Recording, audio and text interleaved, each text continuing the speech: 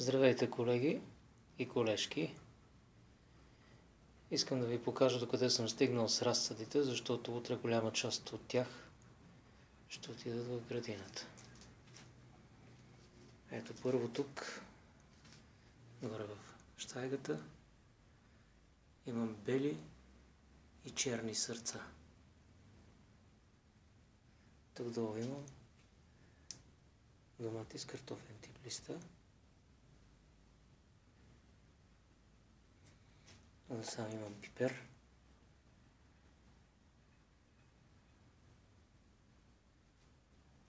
Ето още пипер. Това са червени домати, No Pause, Хармония и червена круша. Сега се завъртам насам. Тук отдолу са доматите, които утре ще влязат в градината, средноранни. Доста сортове са, няма да ви ги изброявам. Отсам в табли от фибран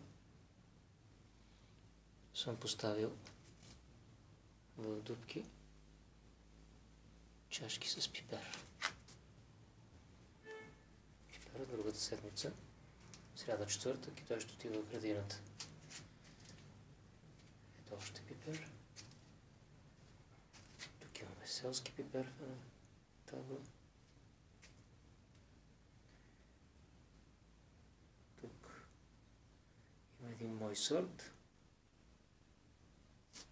и паланачко чудо, No Pause. Този пипер ми го даде колежката Хера, червения ден пипер. Тук са ми сравнително късните домати с 6 сорта, червени, салатни и за консерва. Тук са ми краставичките, южна наслада и крокодилки, страхотни краставици. Това тук е един гръцки пипер, Флоринас. Не знам какво ще излезе, трябваха му 25 дни, за да покълне. Ето. Това пък е паланачко чудо, само че оригинален сръбски пипер, който от едно пакетче 2 грама и половина успя да поникне само това. Не знам защо. Ето пак тук пипер, домати, пипер.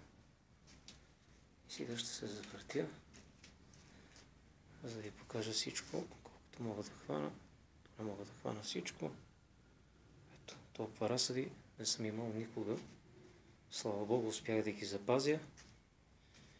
И утре голяма част от тях ще отида в градината.